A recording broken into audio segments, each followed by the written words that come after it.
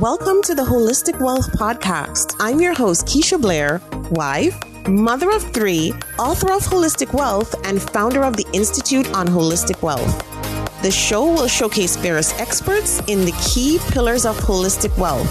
Each week, we deliver the best information on how to become holistically wealthy and live your best life. Today, we have a very special guest with us, and that's Shannah Compton-Game. Shannah is an MBA. She also holds a CFP certification. She is the leading expert for millennials on money, and she's the host of the popular iTunes podcast, Millennial Money, where it's been so successful. I'm happy to have been a guest on the podcast too.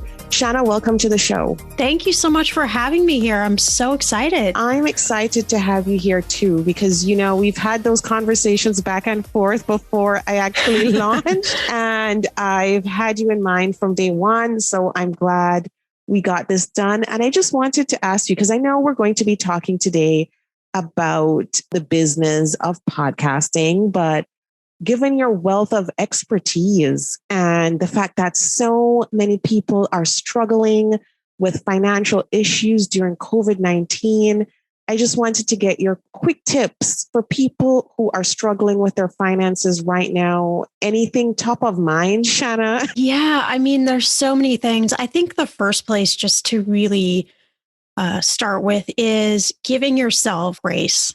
I mean, this has been a hard time for all of us, no matter what financial situation we're in. And so I think allowing yourself to have moments of just saying, it's okay. It's okay if you had to pick up some debt last year, this year. It's okay if things maybe aren't going exactly the way you want them to. It's also okay to have to reach out to somebody for financial assistance. I think we're really ashamed of a lot of that. I know I have some friends who have always had great jobs, always had great income, in this last year really threw a curveball, and they had to reach out and take some financial assistance. And I feel like that can be really humbling for someone, but just to know that it's okay, that it's not always going to be this way. I spend a lot of time talking about money mindset because I think it is the most powerful tool we all have to achieving our goals, and really just to stay healthy and to not have all of those, moments of dread and fear and stress around money. But I would say the second thing is just to be really mindful of your spending, be really mindful of what money is coming out of your bank account and where it's going. I mean, we could spend hours talking about all the tips and tricks to literally find money in your bank account that's just sitting there right now waiting for you. But just really be mindful of every dollar you're spending and kind of have that decision point of like, is this a worthy expense? Is this getting me closer to my goals? I think it's okay to spend money just to have some fun, because we all need a little fun. But to really have that awareness around your money, I think is something else that is really important, especially this year. And I know when we roll out of lockdown, quarantine, whatever it is for wherever you are, there are going to be those impulses of spending a lot of money.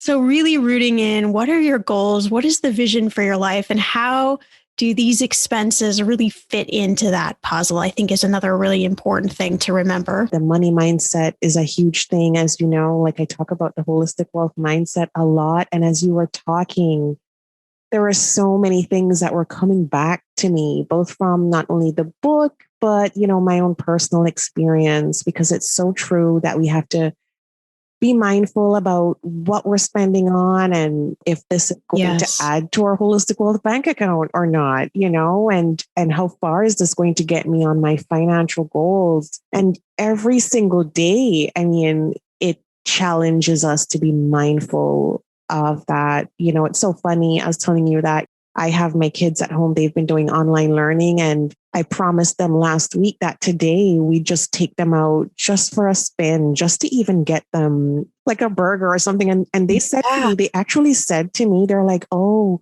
I think it's been since 2019 or since lockdown that we haven't even been to any one of those fast food places. And I was just like, really? Has it been that long? And that's how long we've kind of even held off on that kind of spending, because you realize how tight the situation is in terms of this economic situation. And it's just really, really, really being that strict about what we're spending on, and do we really have to do that? But you mentioned the whole idea of having fun once in a while, giving yourself a treat once in a while, which is also important. Yes. Yeah, definitely, for sure, especially when there are kids in the mix. And so, Shannah, like, I know you started out in film from university and, you know, with a film festival, and really like your passion comes through in so many things that you've done. And so it seems you're multi-passionate and you've explored that creatively, you know, through your podcast, through setting yourself up as an expert for millennials. And so I just wanted to ask a bit about your journey and how women, especially women, can really use this to their advantage, especially when, you know, and it seems to me you weren't the type to just like sit at a day job forever and just like not just, you know, just, I was never that type either. And I know there are a lot of people in this situation with COVID going, I'm dreading going back. How can I leverage my passions and my talents to just really do something worthwhile? Yeah, that's such a great question. And for me, I've really been on this pursuit for many years about figuring out what makes me authentic, what makes me me, and how can I then bring that to the world? How can I show up better for myself? But how can I also give, you know, my talents to help other people? And I think the first thing to know is that it doesn't have to be in big ways. It could be in something very small. So I think we tend to think about needing to make that huge impact. And your huge impact could be something that you do in your family or with your friends or with your community. It doesn't necessarily need to be on a big stage. But I've always had this ever since I can remember as a young child. I've had this sort of burning thing inside of me that said, you're going to be on stages, you're going to be influencing people, you need to step into that. And I've sort of fought that my whole life. When I was really young, I was a very competitive swimmer. They wanted me to go to the Olympics, to start training for the Olympics at like a very young age. I'm talking like 2 or 3. And I just thought, I just like to swim for fun. Then when I was around 7, 8 years old, I used those same sort of like broad muscular shoulders I have for tennis, got really into tennis. And my coaches were like, you could be a tennis phenom. And so they wanted to send me to the camp that Venus and Serena were going to. We would have all been together, really cultivating the talent. And I was like, no, I think I was like afraid of being that good. And so I have so many examples of that over my life, of moments that I sort of cowardly backed out of. But when I went to college, I had this dream of being a movie film producer and thought, okay, as a woman, I have to do something to stand out. And so I created, at the time, was the first national student film festival and ran it for 5 years. And because of that, because of taking that bold move, over 150 kids got jobs and internships in the entertainment industry.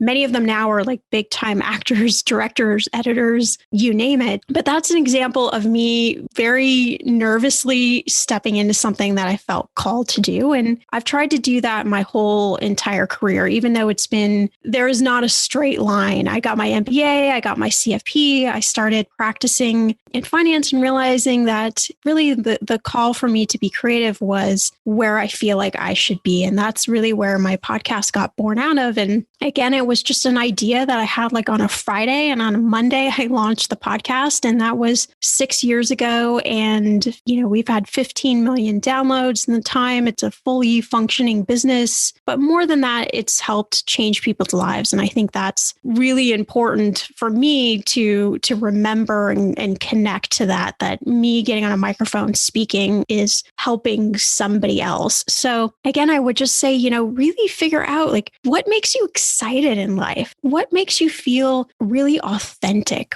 What can you bring to the world? Because we all have something. And I think if we all rooted in that, maybe there would be less comparison and just more of us showing up like saying, hey, this is me and this is what I've got. That's so true. Such wise words, especially on the point of comparison, because we're all so different and bring unique skills and talents to the table. And especially through our unique stories, like our personal stories are powerful. And so even using that to combine with our passions to help, to help other people could be powerful. So Shannah, you mentioned that the podcast now is a full-fledged business. Congratulations. Like, it has millions of downloads, and that's not easy. I mean, especially today where a lot of celebrities have podcasts. I mean, it's insane the amount of podcasts out there now. Can you tell us a bit about how to have a podcast that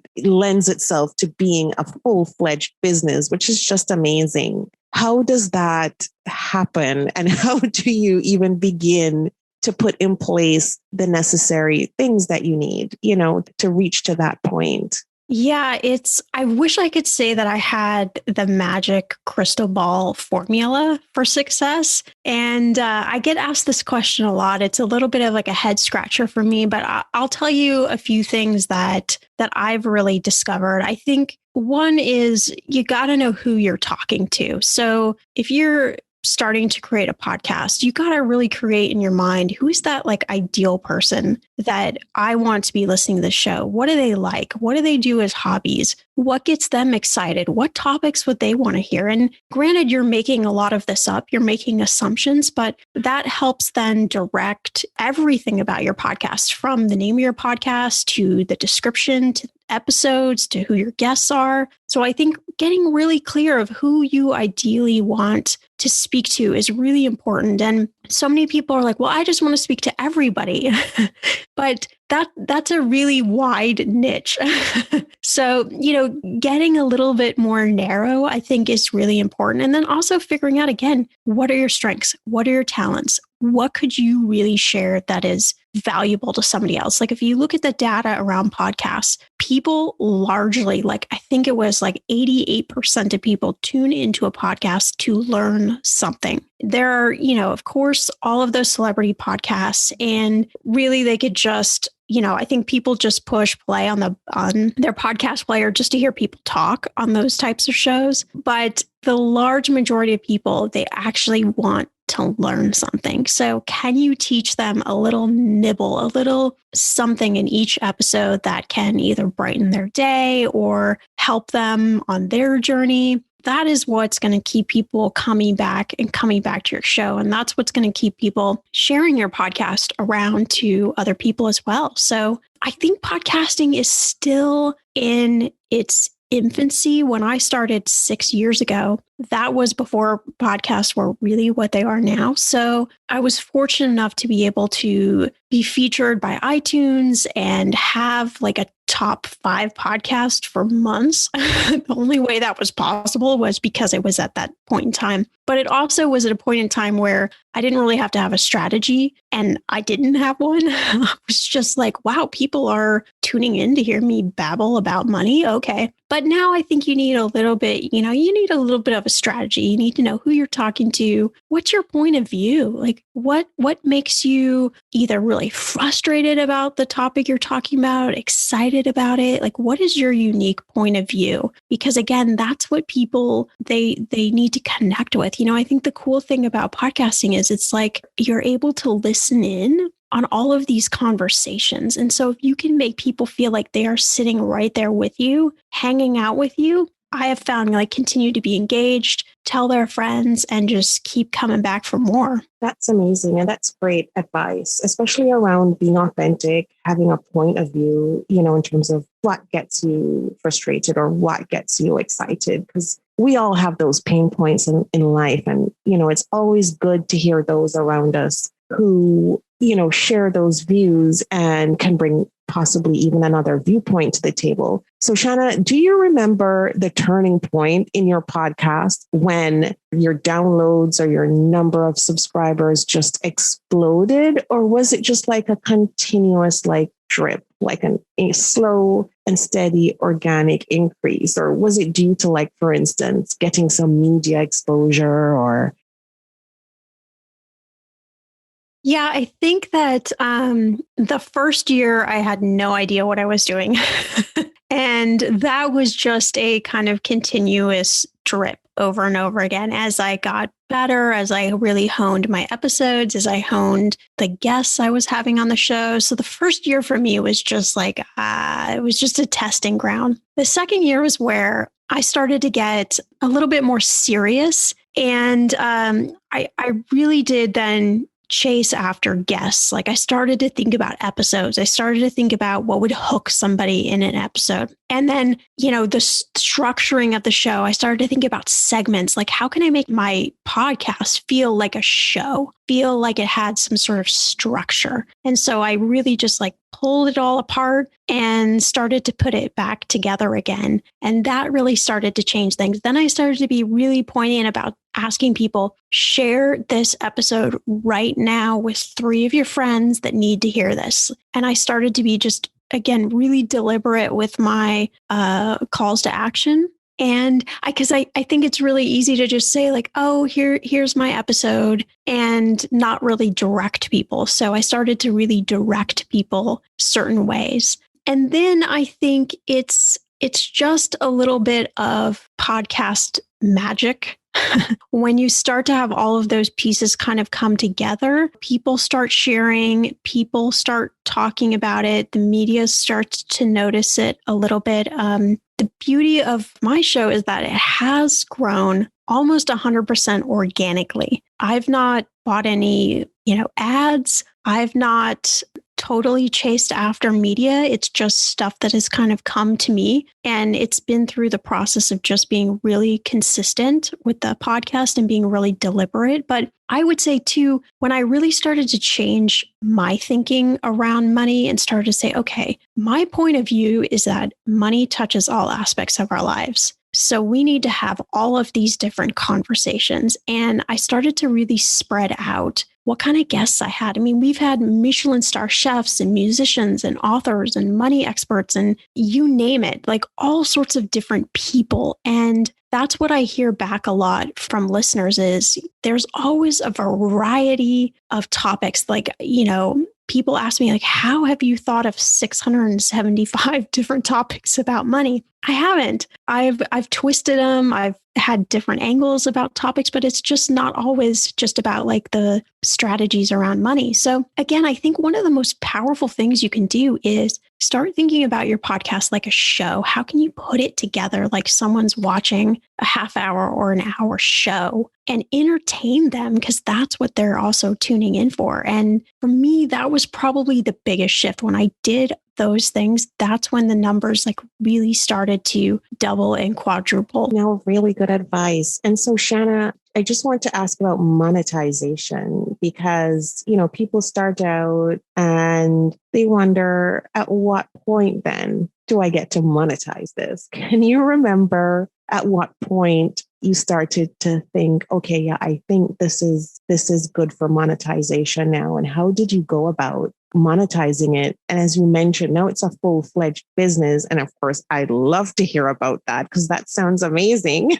And so, starting with monetization, what were your first steps there? Lessons to learn from me is, again, I quote unquote, wasted about a year just sort of fumbling around, not knowing what I was doing. So I think if you can definitely find somebody that could be your coach or a good course or something like that can really help you with some of these small little bits and pieces earlier on, that is better than what I did. But I will say that the second year, I was averaging somewhere around, I would say around 1,000 to maybe 1,500 downloads an episode, somewhere in that neck of the woods. And I thought, you know what, I'm going to be a little ballsy and I am going to reach out to money apps, money companies, anything that I think would be a fit for my audience. And I just started sending email pitches.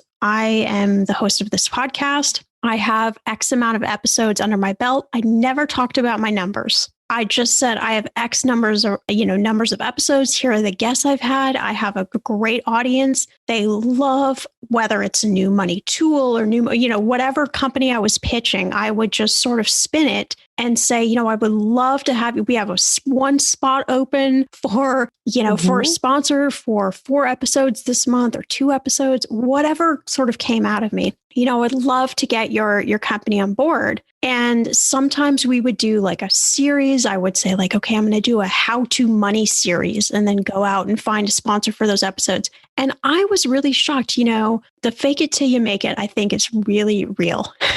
And I think especially for women, we get really stuck in like, oh, what's my value? Is my value enough? Like we just overthink things. And so one of my mentors who is actually male was like, stop overthinking it. Just start doing it. And I was like, okay. But when I started to do that, I was like, okay, I got a sponsor here and a sponsor there. And then, let me try this. And so I started to piece together all of these things. And I would never talk about my numbers unless I was pushed in a corner to talk about numbers. So I wasn't selling on numbers. I was selling on value, and I was selling on, I have an audience. You don't necessarily need to know the size, but I have an audience of people tuning in every time I have a podcast episode for money content. So what makes sense is they also need money tools. They also need, X, Y, and Z. So that was really, what happened for me. And then, of course, my numbers got bigger and bigger. So those conversations changed where people were reaching out to me. And then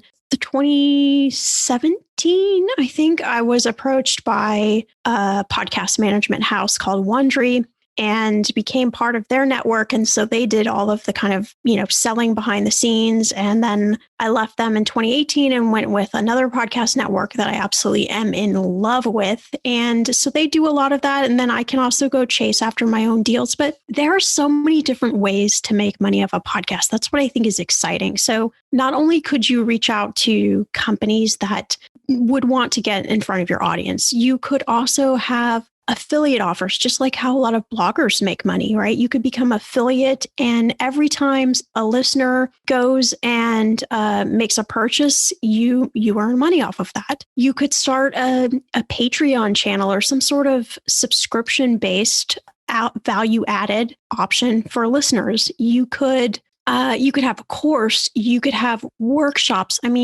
Ebook. I mentored a podcaster who was like, I just want to create an ebook and see how it does. I'm like, let's go for it. So they created a simple, I think it was like 25-page ebook and sold it for relatively low, like sub $10 price point. I think it was like $9.95. And she was making thousands of dollars a month just off her ebook, so there are just so many different ways to slice it that,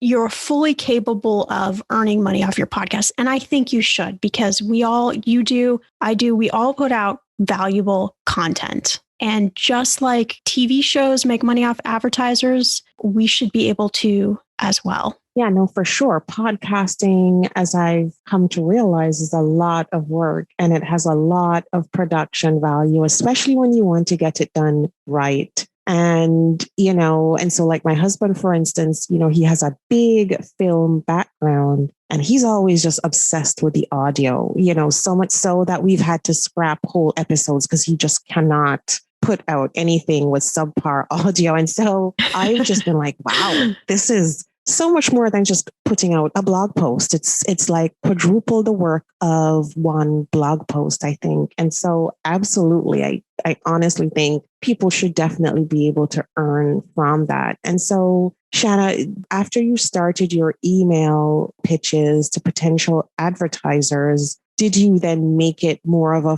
formal thing afterwards in terms of like a formal pitch deck or like a formal media kit? Or did it just go from like there to like getting into like a media agency that was then managing sponsors and ads for you? Yeah, I always say keep it simple. So I get pitched from a lot of different podcasters, and sometimes there's just so much information. I think if you have a one pager that has some pictures of you, that has some of your top talking points, and a little bio about yourself, I think that's, and maybe just a small amount of demographics about your podcast. One other thing I would say, whether you're a new podcaster or more seasoned, do a survey. Send out some sort of survey. Ask your podcast listeners to go through it. Tell them it's 5 minutes or less. Maybe they win a free book or a free session with you or whatever it is, right? Get some data behind who is actually listening. What is their age bracket? Any information that you think would be relative to a potential sponsor. Like the more data you have around those sort of things, the less focused you have to be on the numbers. That's what I have found.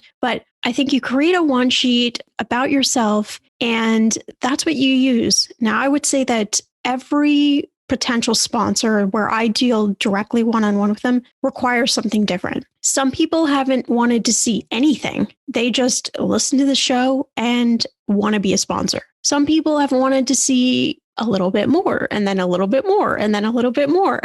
So, it's different for each sponsor, but I would say that if you have a one sheet that is well done, that looks professional, that is pretty much the industry standard now versus a really long media kit. They want to quickly scan and see, okay, that's sort of their credentials, who they are. Okay, here's some talking points. Okay, here's some demographics about their show. Okay, great. So I would say that that's really what you need. Now, granted, yes, I am with a management company. They do largely the pitching, but I get the right of refusal for any sponsor on the show. I also create all the commercial spots in my own voice, so I can give my point of view. But, you don't need that to make money off your show. So I don't want that to be limiting or stopping somebody from taking some steps. Put together a great one sheet and start thinking about who could benefit for getting in front of the people on your show. Yeah, no, great advice. And I have to ask, because I've been thinking about this as you're talking,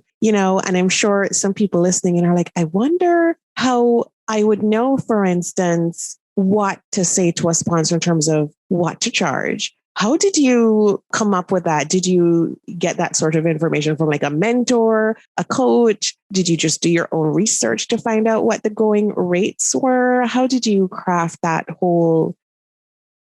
That's a great question. Again, there's no right way to do this. So you can read a lot of articles. They'll probably tell you like quote unquote industry standards. I would say that I pretty much almost make it up for every sponsor differently. So it depends on how many episodes I am pitching them. If it's a one episode, that might be different than if I'm pitching. I tend to not do one episodes anymore, but that's how I started. I started with one episode. I started to think, well, most bloggers make between like $500 and $1,000 a blog post if it's a sponsored post. And, the industry standard for podcast advertisers are around 20 to 40 cents per thousand listeners, or $40, sorry, $20 to $40 per thousand listeners. So I kind of had that in my back of my head, but every sponsor would be different. So I think the very first deal that I did, I had absolutely no idea what to charge. Like this is something that everybody faces. And it's a little bit of a guessing game. And I always say go higher than you really want to get. So it's the same thing like if you're negotiating for your career, go 25, 30% higher, go a number that makes you feel a little uncomfortable, right? Because that's when you're really valuing your worth. So I think the first deal I did was one episode, and I think that I charged them, or I put in the deck $1,000 the episode, which felt wildly crazy for me. Like $1,000 for an episode, there's no way. And so the company ended up coming back saying, well, we don't have 1,000 in our budget, but we have 850. And I was like, what? $850? Oh, yeah. I mean, I was thinking I was going to be down around like $250 or 200 or something, which I still would have been very, very grateful for. And so then I started to think like, okay, well, can I package things? Like, can I package some episodes? Can I do a series? Can I, I started to think about, well, what are the things that cost me money? Well, editing costs me money. My hosting costs me money. Can I find sponsors that end up covering those costs? And so I started to just get a little bit creative with it, but there really, really isn't a set in stone amount. I think you have to look at what type of show you have. We're in the money business category, and those tend to have higher rates for advertisers, but that's not always the fit, So I think you have to just look at who are you pitching, and really it comes down to just valuing your time. An episode maybe takes 2-3 hours total of your time. I don't know. It depends on each person. So what's the value of that? If that's $500, that's $500. If that's $1,000, it's $1,000, and start a little high, get that number that makes you feel a little uncomfortable. I'll give you an example. I had a sponsor come directly to me last December and want to do something, or they came in November, wanted to do something for like the end of November all the way up to New Year's. And they were just like, I don't care what your numbers are. We love your show. We want to get on your show. And I technically already have 3 spots per episode open, and I technically already had 3 people in. So I was like, ooh, I don't know. But I was like, okay, I'm just going to carve out, and I'm going to make it work. I'm going to carve out another spot, because when somebody comes to you, that's the good thing. So they were just like, what's the price? And I threw out some like just really, for me, was a ridiculous number. And they were like, okay, great. They didn't even want me to send them like reports, each week about the episode. They were just like, okay, good. Send us your spot that you record. They approved it. Off to the races go. Send me an invoice when it's done. So there just isn't one way. And I think if you could just open yourself up to just being creative with it, you're not going to get everything. You're not going to get every price, but that's okay. There's so many nuggets of wisdom there, especially when you spoke about packaging, because so many of us, like you, Shannah, like we have other assets that we can, when I say assets, I mean like, for instance, another website with another email list, or some other asset that we can, some other digital asset that we can combine to make a package, so that even if you're just starting out, with this podcast, but you're already established, with some other website or digital asset that can be used to package to make it more attractive for sponsors, especially when you're just starting out and you don't have much stats to share. And it's hard to kind of even dissect those numbers, as you said. That's probably also a good strategy. So lots of good tips there. So Shannah, you mentioned that it's like a full business. And I know you have your money mindset journal and you offer different services. So can you talk a bit about how they all kind of connect and how you manage to kind of make everything work? And also kind of, is it that the podcasting is kind of the forerunner in terms of, your business, and how people can also kind of structure their services that way as well? They connect and they don't connect, which is really interesting. I'm an entrepreneur. I tell people that I came out of the chute creating things and ideas when I was born. So this is what I like to do. Yes, they do connect. I mean, the podcast is something that I just never imagined could be a full-fledged business. And I'm still growing it. I'm still learning. I'm still shaping it. And the good thing is people always need to know about money. So that's the positive thing. But my new business is called Hello, It's Me. And it is e-commerce business where you create tools to help you live an authentic life. And our first tool is a money mindset journal. And the money mindset journal was really born out of a practice of me needing to work on my own money mindset, and then working with hundreds and hundreds of people over 10, 12 years, seeing that this is what everybody was struggling with. And so can I put it together in a product and make it fun and interesting? And so that is the baby that just launched in January, but that is its own separate, fully functioning company that sure, the podcast will feed into a little bit, but I'm starting my own podcast for that company. So that will be sort of a separate entity as well. So they intersect, but they're not necessarily married or tied to each other. And, over the last year, I've just got so many people that have talked to me about, I have a podcast and I don't know how to make it grow. Can you help me? Can you help me? So I'm actually working on a really cool hybrid course for podcasters who have already launched their show and who are in that middle place of trying to figure out, how do I make money off of this? And so I'm putting together a kind of a masterclass, if you will, around that to really help people, because I realized that I do know a few things about podcasting. There's still a lot that's a mystery, but I could at least help with a few things that are really important to help podcasts grow. So I've got kind of these 3 different buckets. I move between those 3 different buckets, and all of those things, help me feel really fulfilled. The company, Hello, It's Me with the Money Mindset Journal. I mean, that's really, the Mindset Journal is just, again, the first product, the kind of launching point, but I want to do other things, not necessarily related to money, but other things around wellness in general and authenticity and helping people figure out how to show up in the world and be uniquely them. That is a whole other passion of mine. So, I don't think that everything always has to merge and connect. I think that you could have lots of different ways that you're making money or that fulfill you. And I think that's what is really exciting about the kind of virtual media world that we're living in. Oh, yeah, absolutely. And I completely get your thought, and your desire to not only talk about money, because I feel like it was that way for me. And that's kind of how we came up with the whole holistic wealth concept, because I remember my publisher saying, "Oh, just write a money book." And I thought, no, that does not sit well with me. And partly why is because what I went through when my husband died. Yes. And I thought money is so critical. It really is. It's the foundation. But there were so many other aspects that got me through that tragedy that have nothing to do with money.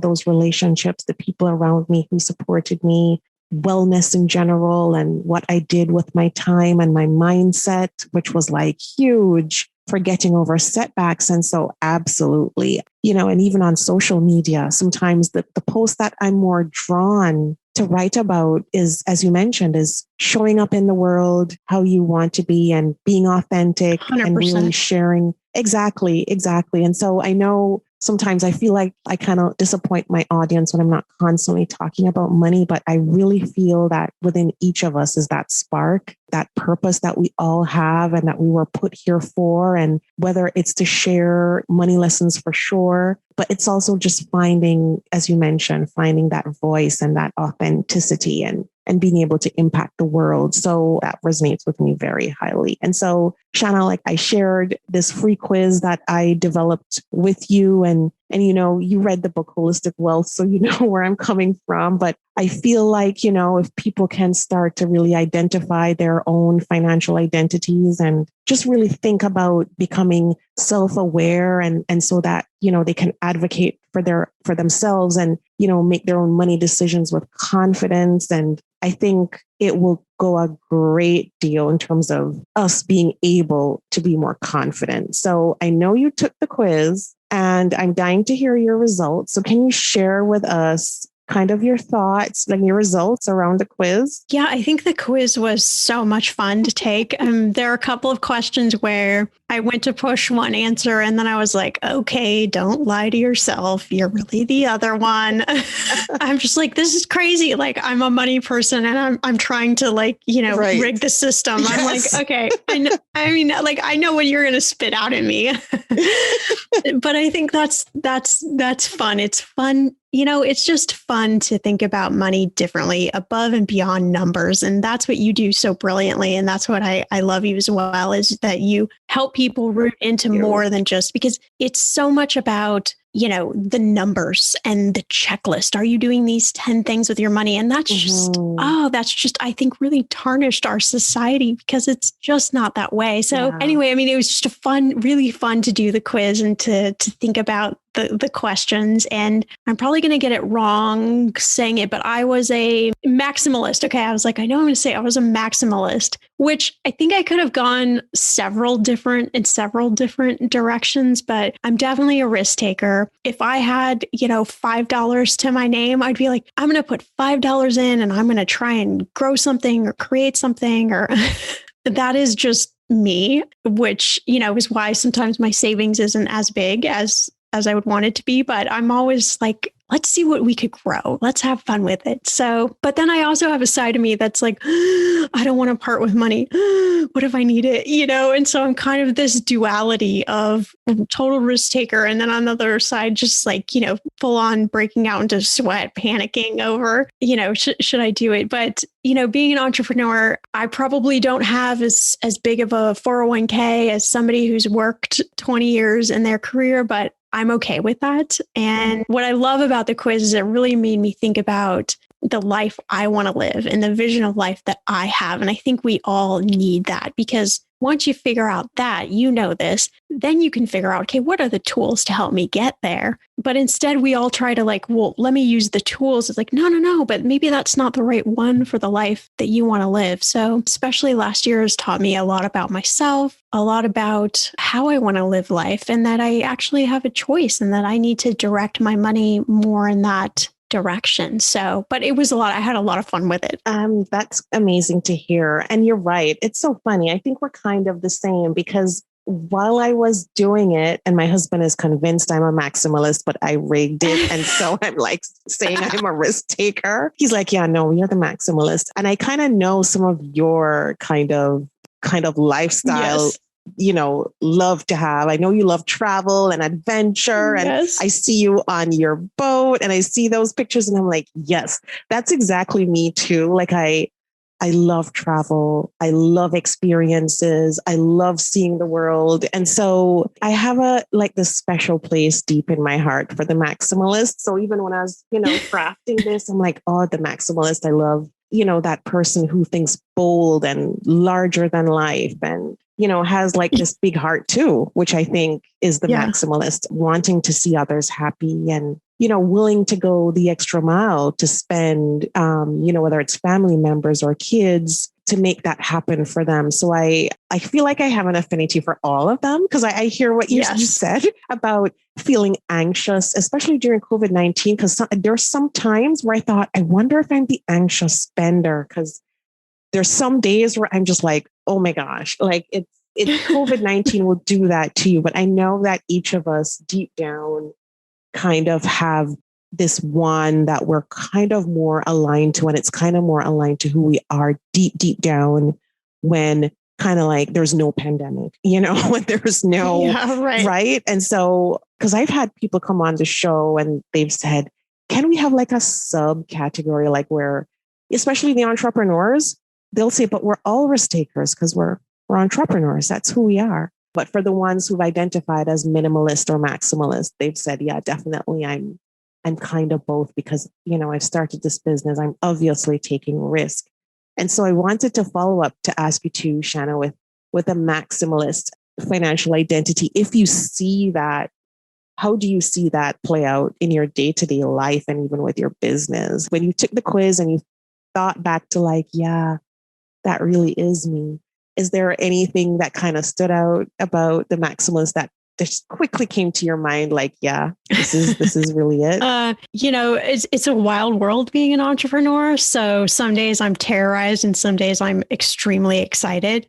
I think just even the name of the word, having the word max in it, I think that's how I think about everything. That is my approach at life. How can I live life to the max? Obviously within safe boundaries.